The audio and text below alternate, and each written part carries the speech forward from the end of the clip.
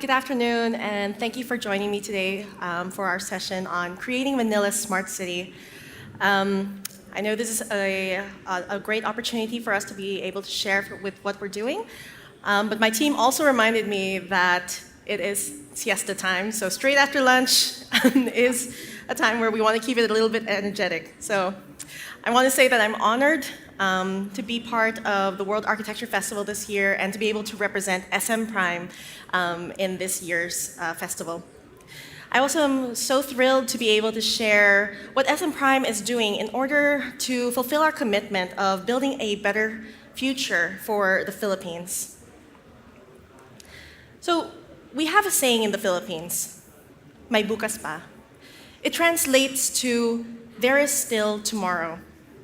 And that means to us that despite the challenges and the hardships that we may face today, there is an opportunity and a hope to build a better future.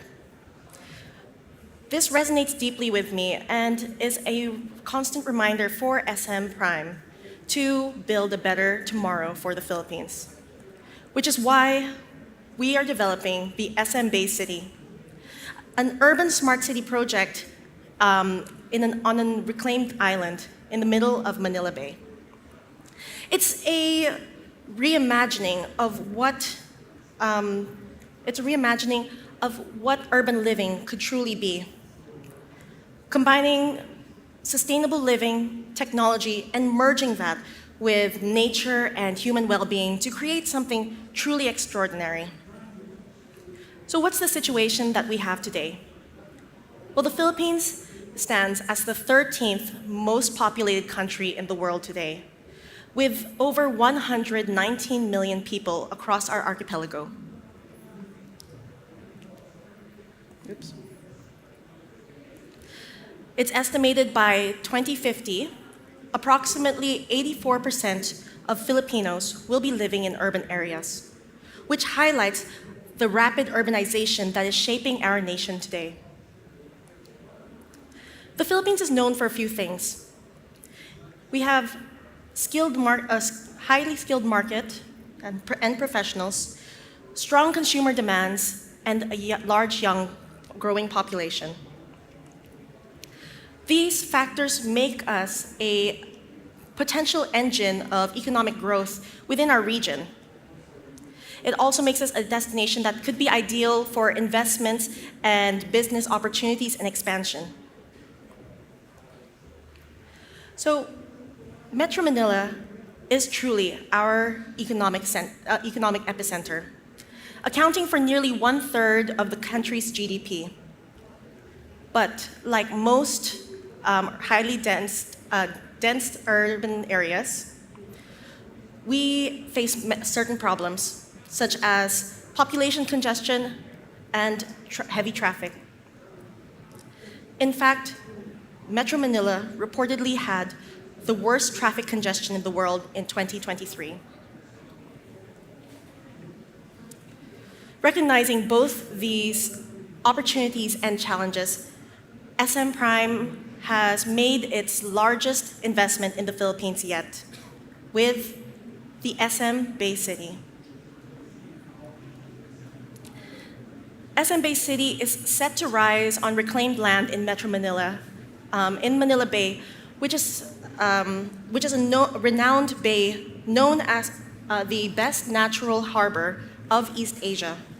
It's also home to our biggest shipping ports in the Philippines, as well as ferry terminals and a yachting marina. Spanning across 360 hectares, when completed, the development will be located directly west of the SM Mall of Asia, another of SM Prime's successful projects, and also the Philippines' largest shopping mall. When completed in mid-2028, it is pegged to be a new central business district for the Philippines and poised to become the Manila of tomorrow. So, how do we make this vision into a reality? Our strategy is grounded in creating an urban environment that integrates technology and innovation to enhance livability, functionality, and sustainability.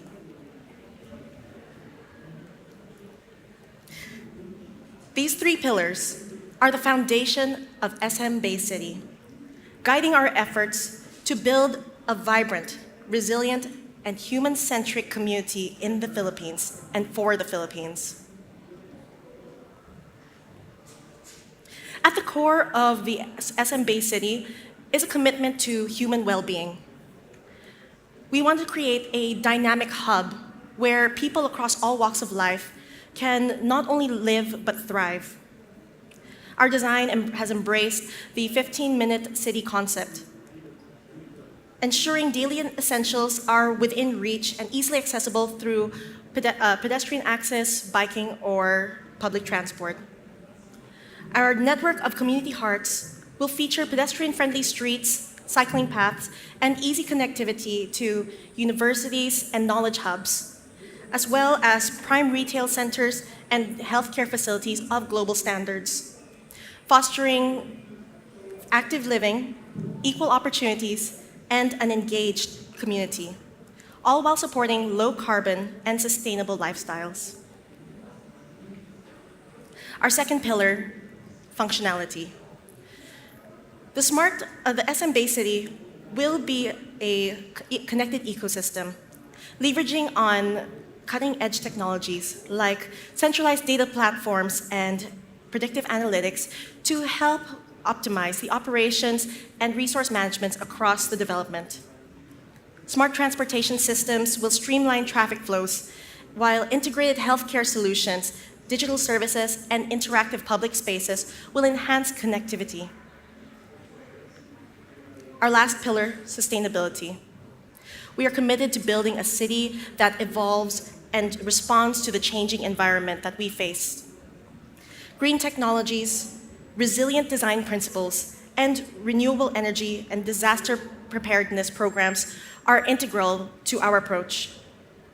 Beyond infrastructure, we're creating interconnected urban forests and open spaces which help enhance biodiversity, regulate temperatures, and reduce heat island effects. At the heart of this ambitious project is our Central Park. Our vision is to transform the 2.2-kilometer green expanse into a truly vibrant urban oasis, a place where residents and visitors alike can gather, reconnect with nature, experience life's moments, and watch the magnificent Manila Bay sunset. Flanking the north and south edges of the park are retail strips, offering a curated mix of shops, restaurants, amenities, and services, which seamlessly blend urban convenience with nature. By thoughtfully weaving these elements and features together, we aim to establish a destination that rivals global benchmarks such as Singapore's Orchard Street and Japan's Ginza district. This means offering waterfront areas with breathtaking views of Manila Bay, unparalleled accessibility, and a diverse range of services and amenities for both residents and our visitors. To bring this vision to life, SM Prime has partnered with Buildner, a global design architecture competition organizer, and the World Architecture Festival, to launch the Manila Bay Central Park Challenge. The competition seeks designs that embody sustainability and innovation, enhancing the urban experience through seamless connectivity and harmony that can integrate with the urban context. The park aims to blend greens, promote walkability, and showcase the stunning views of Manila Bay, establishing a distinct landmark. After a rigorous selection process, we were able to narrow down our entries to 5 finalists. First, we have Brearley Architects and Urbanists from Australia, whose entry, Manila Coral Gardens, reflects the beauty of corals and the richness of biodiversity in the Philippines. Second, Snøhetta from Norway. With their entry, the Manila Flare, they envisioned a park as a canvas, capturing life's most vibrant moments under the changing hues of the sun. Third, Sasaki from the USA. Their entry, named Archipelago Park, takes inspiration from the unique structures of the Philippine topography, capturing its essence in its park's design. Fourth, we have SWA Group from the USA. Follow the Sun concept encourages park visitors to follow the sun's journey, immersing them in a sensory experience along Manila Bay. Last but not least, we have Turenscape from China. Their entry, Jungle Nilad, reimagines Manila Bay as a lush urban jungle, reviving the spirit of the native Nilad plant. On October 16, I had the privilege of joining Paul Fitch, Director of World Architecture Festival, as well as 6 other experts from around the world, to select in a live judging session the winner of the Manila Bay Challenge. And today is my great pleasure to announce our winner, Turenscape. May I now call onto the stage Professor Kongjian Yu of Turenscape to present their winning conceptual entry, Jungle Nilad. So it is my great honor to share our vision for this exciting project. I think it can be a benchmark for the global urbanization wave. And it's time because we have to have a fight against so many challenges we're facing today. How can we reduce the carbon emission? How can we reduce the impact of urbanization on our ocean environment? And how can we certainly showcase the biodiversity within the city, not in the wilderness, within the city, and certainly foster social vibrance through our design. And also, we need to enforce cultural identity. We need a new cultural identity by introducing an iconic landscape, and certainly promote the development of the entire island or even entire Manila Bay area. So the vision is Jungle Nilad. So Nilad is the nickname for mangrove, a native species in Manila, which Manila is named after the jungle Nilad, right? So by doing this, we want to reduce, certainly, the impact of stormwater, because urban stormwater runoff is one of the major impacts of marina environment. So collect stormwater, that's our first goal. Any water on the island will be collected inside, all right? No any discharge. We need to cool down the temperature by 10 degrees. That's promise, by 10 degrees based on nature. So you can reduce use of electricity, reduce carbon emission, and certainly support a living museum of mangrove in the middle of the city, and establish 9 kilometers of walkways, pedestrian system, have immersive experience, and also increase 35,000 meters of people's place, commercial space, and increase 36,000 square meters of shopping areas by our project, and enhancing shopping experience, double the property value. If you have nature within the shopping area, statistics show that you can increase shopping value by 30%, okay? So immerse always with nature, particularly for ladies. You need shopping near the green space, right? And certainly, we want to reduce soil usage because this area you use a lot of soil and earth and rocks. You must reduce as much as possible. In our project, we will reduce the landfill by 540,000 cubic meters of dirt. So you don't have to import so much dirt to fill this land. At the same time, you reduce construction cost by 15% if you use this project, because you will use minimum drainage pipe system. We use landscape to regulate the stormwater, and certainly minimum maintenance. We'll use minimum maintenance, no fertilizer, no irrigation, no cutting, so by nature, you will create this kind of very low maintenance landscape. And we have a subtle change of relocating the parking garage. Usually, you put a parking garage in the middle underground. Instead, we open the Central Park, creating a jungle, a valley, so that you reduce parking lot here, but at the same time, you will put a parking lot under the highway surrounding the island.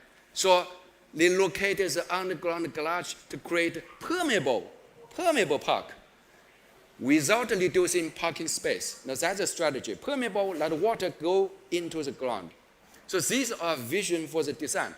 So the design concept, this is existing, landfill, but instead of filling everything, you keep the Central Park unfilled. So you save 500,000 cubic meters of dirt, of earth.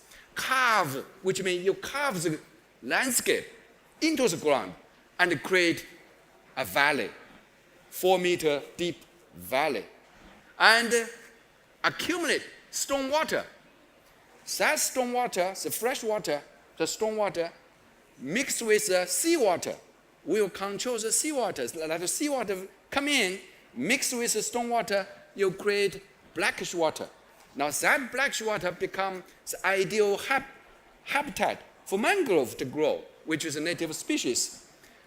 Above and underneath this mangrove canopy, you will create a matrix of pedestrian system, so allow people have an immersive experience within the jungle. That have beautiful experience. And certainly, following along this jungle, you develop this commercial area, commercial space, which create the best shopping environment. So it will become a benchmark for sustainable and climate resilient urban development, and certainly a new iconic for Manila. Now that's our master plan, the concept. The concept is very simple, minimum, save money, and certainly ecological, sustainable. That's the video you can see. As underneath, which is 4-meter deep, so it's a cool, and in the jungle, you can have a beautiful immersive experience within this jungle. Now that's above the canopy, skywalk, the birds will come into the center. Now that's the sunset. On the sunset, you have the technology. This is a virtual sea. The ocean will come up into the air. That's when the sunset coming. Thank you. That's my vision. Thank you. Kongjian, thank you very much for that. And I'd like to invite Ian Foster to join us on the stage here. Ian is the head of planning and architecture for the SM Prime Smart City project. Ian, welcome. Can I kick off a question to you, which is just give us a little idea of the kind of construction scope of what are in fact 3 islands in the bay. Tell us about those and whether they're linked up in some way. Yeah, originally there were 3 islands. After some negotiation with government at the start of this year, we are down to 2 islands. Still the same area, 360 hectares. The project that has just been presented here is the first phase of that project, the 360 hectares. It is a 1.2 kilometer long retail strip that we will have either side of the park area. This project has been going on for maybe 7 years. As you see from the caliber of the landscape architects being chosen here by SM, the whole project is international architects and designers. The master planning started off with AECOM, I think back about 7 years ago, then went to CPG in Singapore here, is now in the hands of Arup. So we are progressing along, getting more detailed as we go. Island C, the southern island, is now 30% complete. Northern island is about 90% complete. So come on your holidays to Manila. You know, the architects are welcome to come. We need a lot of architects in the near future. Bring your developer friends as well, because we are looking for investors to help SM. SM will be the primary lead developer, but we will be joint venturing and selling some of that land as well. And just a little follow-up, tell us from a construction point of view how the island's being created and where does the earth and rock come from? Yeah, basically it is being sourced from the west coast of Philippines on the northern island, Luzon here. It is alluvial, I guess you would call it alluvial plains, river plains that are being excavated, helping the local people, you know, to get access back into the rivers. Like from where my wife comes from, up in the north in Luwag, the river is, very densely congested from volcanic ash. So that is being removed and brought down to Manila, filled in this area, up to about 4 meters above high tide. So. Jessica, this is, as you said, the biggest project that the SM group has undertaken. Can you explain how you're working with government to make this happen and who pays for the reclamation and the island and then how that works? Yeah, of course. So the reclamation really is a joint venture between SM and the local government. So we're working closely together to ensure that both of our needs are met in terms of the land produced and the amenities and services that the government requires as well. So we have been able to divide the usage of the land very carefully to really ensure that we are going to be working together for a long time. So we've built a partnership with the government that will last for many, many years. Basically, you'll lease the commercial space or the commercial sites, as it were, from the government. We've split ownership of the land, so it's about 50-50 in terms of our share of the land ownership and then the government's as well. And obviously there's integration between that. So we can be leasing certain areas that are owned by the government, and vice versa. We have services that run in our sides as well that will be used by public sectors. This isn't, of course, the first big project you've done because, for example, just opposite is the Mall of Asia, one of the world's biggest retail malls. What's the difference doing a project of this scale in water on reclaimed land? Yeah.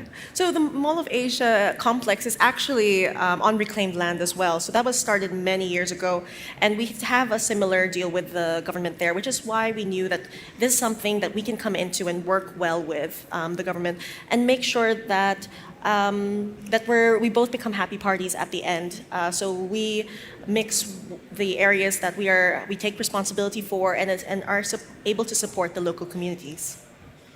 Kongjian, Turenscape is a hugely experienced practice, and you've done many projects that have involved using water to clean up environments. Famously, you did the only thing from the Shanghai Expo which has survived. Everything else was cleared away, but your garden is still there. Can you tell us what are the particular difficult challenges of this project? I mean, dealing with the sea, dealing with storms. Is this a different challenge to the work that you've done in the past? Yeah. Well, I think this project, to begin with, it is a huge challenge because it is in the Bay Area. So this Bay Area is very sensitive in terms of ecology, in terms of marine ecology, in terms of the mangrove habitat. And certainly it is challenging because of sea level rising and climate change. These are very tough issues we have to address. And the next challenge is, another challenge is that it is an island. So, which means you have to import water from the mainland. You have discharges of wastewater, right? So how can you minimize the import of water and minimize the discharge of wastewater? So to fulfill the key number one principle for your project is sustainability, right? And certainly Manila is a tropical area.